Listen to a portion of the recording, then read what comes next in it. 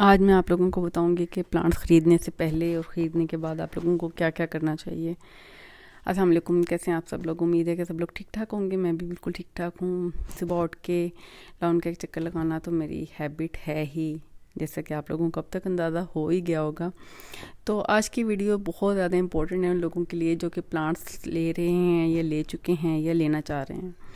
ठीक है, आप लोगों ने जो है एंड तक देखनी है। आप लोगों को अच्छे तरीके से अंदाज़ा हो जाएगा कि आप लोगों को प्लांट्स ख़रीदने से पहले और बाद में क्या क्या एहतियाती तदाबीर कर लेनी चाहिए।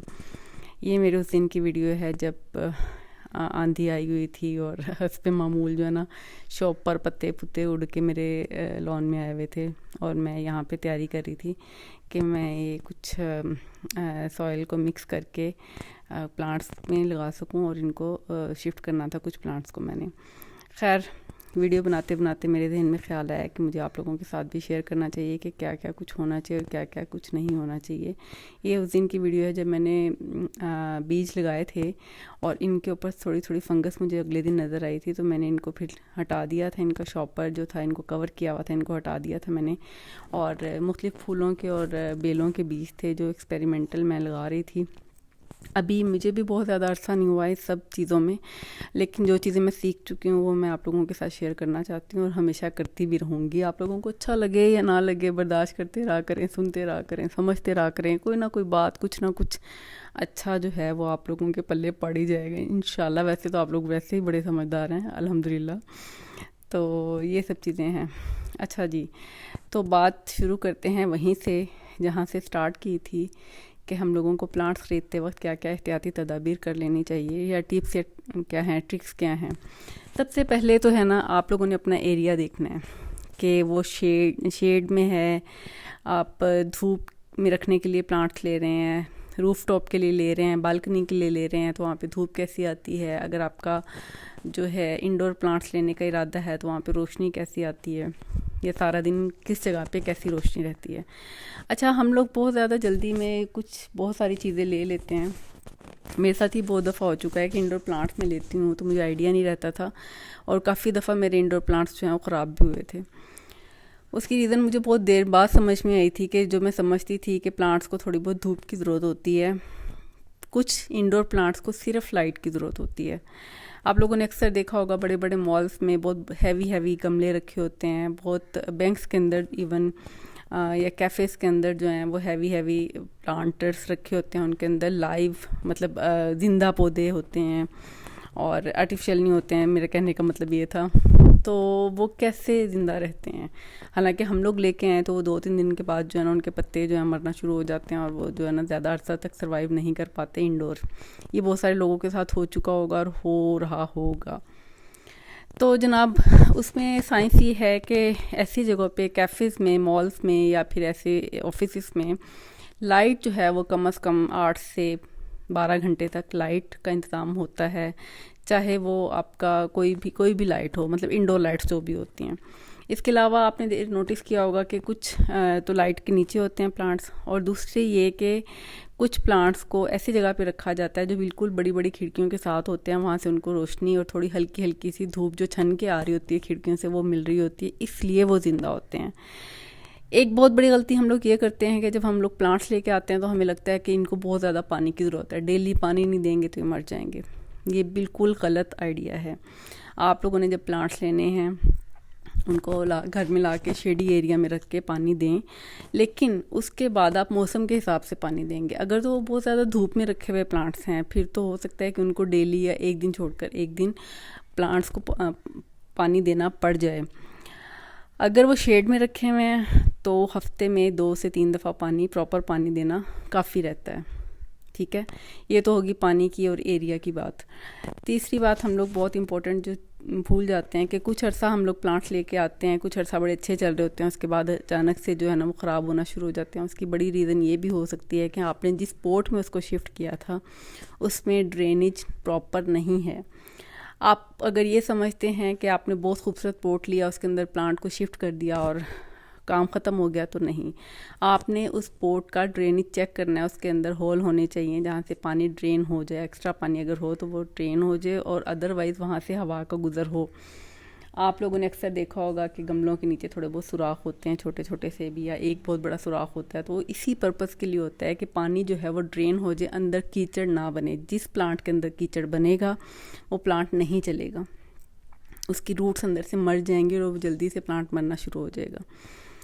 तो खैर मैं एडीनियम का पौधा आपको दिखाना चाह रही थी कि इसमें मेरे पौधे की रूट्स जो हैं वो बाहर नज़र आना शुरू हो गई हैं, और ये अच्छा साइन है, वो अच्छा ग्रो कर रहा है, इसलिए उसकी रूट्स जो हैं वो नज़र आना शुरू हो गए हैं। ये कुछ प्लांट्स के लिए होता है कि उनकी रूट्स नज़र आ रही हों तो अच्छी बात है, और कुछ के लिए ये बहुत बुरी बात है। खैर मैं आप लोगों को बताऊंगी कि आहिस्ता आहिस्ता कि कौन से प्लांट्स को जो है किस तरह से रूट्स के हवाले से देखा जा सकता है। ये मैंने अपने सक्यूलेंट्स को धूप में रखा था, जब मैंने आपको बताया था कि मैं कुछ अर्सा प्लांट्स को नहीं देख सकी थी। तो यहाँ पे एक जो है दीमक की तरह का कोई कीड़ा था शायद, ये जो भी था, जो कि लग गया था और यहाँ पे स्प्रे हुआ था, लेकिन फिर भी मैंने इनको धूप में रखा था ताकि अगर कोई कीड़ा या कोई इस तरह की चीज़ अंदर है तो वो निकल आए और थोड़ी बहुत मिट्टी को धूप लग जाए।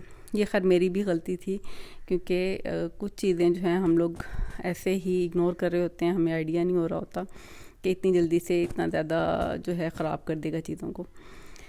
खैर जनाब, ये तो बातें हो रही थी कि मेरे प्लांट्स के। अब ओवरऑल हम लोग आ जाते हैं अगेन जनरल जो हम लोग बातें कर रहे थे उनके ऊपर, और मेरे लॉन की हालत इंशाल्लाह मैं जल्दी आप लोगों के साथ शेयर करूंगी। मैं छोटे छोटे क्लिप्स भी बना रही हूँ, साथ साथ काम करती जा रही हूँ, साथ साथ आप लोगों को दिखाने के लिए छोटे छोटे क्लिप्स बना रही हूँ। मेरी ये बेल जो है, ये गुलाब की सफ़ेद रंग की गुलाब की बेल है, ये अच्छी चल रही है और मोतिया भी अच्छा चल रहा है, और होपफुली बहुत जल्दी आगे बढ़ भी जाएगा। लेकिन खैर आगे सर्दी आ रही है तो ये बहुत ज़रूरी भी नहीं है कि पौधे सर्दी में बहुत अच्छा ग्रो करें, सर्वाइव कर जाएं, तो ये बहुत अच्छी बात है।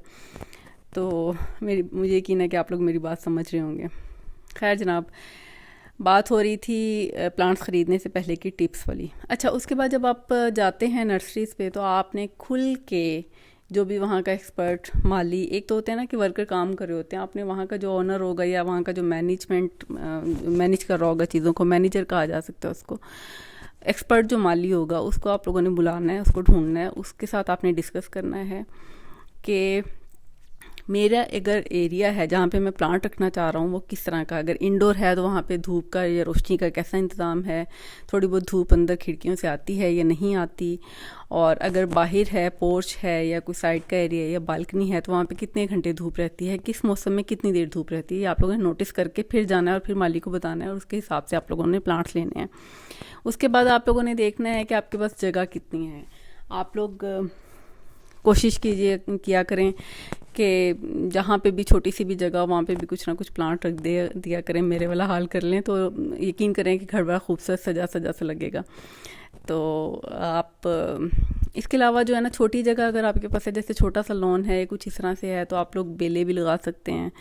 आप लोग जो है, अगर आपके पास आउटडोर एरिया है जहाँ पे बहुत अच्छी धूप आती है, वहाँ पे आप गुलाब बहुत सारे लगा सकते हैं। वन टाइम इन्वेस्टमेंट होती है गुलाब की ना, मतलब गुलाब का ये है कि वो सालों भी चल जाता है और हर सीज़न में फूल भी दे रहा होता है ऑलमोस्ट। तो इस तरह के पौधे लगाएं जो आपको सीजनल ना वो हों। सीजनल होंगे तो फिर ये है कि हर सीज़न में आपको चेंज करना पड़ेगा। सीजनल फ्लावर्स भी बहुत अच्छे लगते हैं, सब्जियां भी अच्छी लगती हैं, बहुत सारी जगह है तो आप ज़रूर लगाएं, लाजमी लगाएं। लेकिन अगर आपके पास थोड़ी जगह है और आपको लगता है कि आप बहुत बार बार चेंज नहीं कर सकते, बार बार इन्वेस्ट नहीं कर सकते, तो आप जो है ना कुछ बेलों की तरफ चले जाएँ, या फिर कुछ आप लोग ऐसे सदाबहार प्लांट्स लें जो सर्दी गर्मी दोनों तरह चल जाएं। ठीक है, ये आप सब लोग अपने माली के साथ डिस्कस करेंगे, वो आपको बहुत अच्छे तरीके से टिप्स एंड ट्रिक्स बता देगा कि आपको अगर इस तरह का एरिया है तो वहाँ पे कैसा प्लांट रखना चाहिए।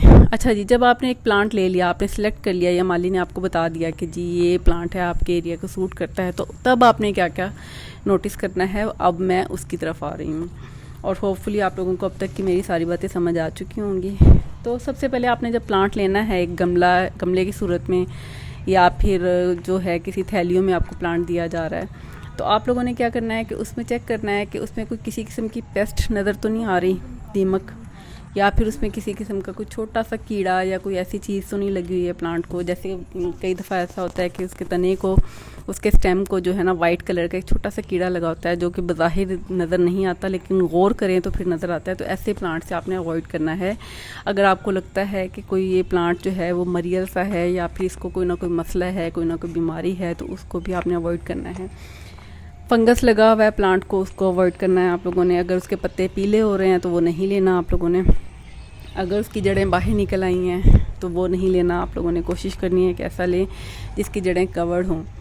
और जो है इसके अलावा जो है ना, बहुत ज़्यादा लेगी सा जो प्लांट होता है ना, जो बड़ी तेज़ी से फैल रहा होता है, उसके पत्ते कम होते हैं लेकिन वो बहुत ऊंचा जा रहा होता है, उसका तना बहुत ज़्यादा नज़र आ रहा होता है, टॉल सा होता है जो, उसको अवॉइड करना है आप लोगों ने। कोशिश करनी है कि प्लांट जितना भी हो हरा भरा हो और उसके जो है ना साइज़ में छोटा, इतना छोटा ना हो लेकिन लाइक आप मेरी बात समझ रहे होंगे कि एकदम से लंबूतरा सा हो गया लेकिन उसमें कोई हरा भरा पर नज़र नहीं आ रहा, उसमें कोई पत्ते बहुत कम कम कहीं कहीं नज़र आ रहे हैं। तो इस तरह के प्लांट से आपने अवॉइड करना है। तो भरा भरा सा प्लांट आप लोगों ने लेना है, ठीक है, चाहे वो कद में छोटा ही क्यों ना हो।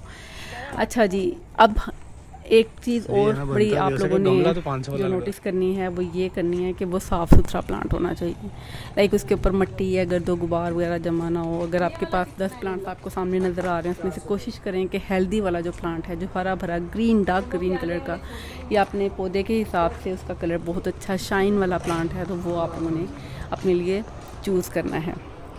उसके बाद जनाब आप लोगों ने डिसकलर्ड जो लीव्स होंगे, जिन के पत्ते, जिन पौधों के पत्ते पीले हो रहे होंगे या सफ़ेद हो रहे होंगे, उनको अवॉइड करना है।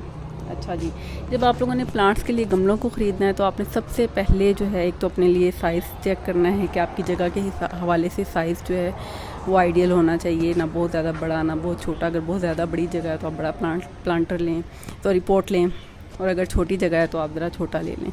लेकिन माली से डिस्कस करने के बाद कि अगर आपका जो प्लांट आप ख़रीद रहे हैं वो कितना अर्सा इस गमले में सर्वाइव कर सकता है, उसको शिफ्ट करने की नौबत कब आएगी।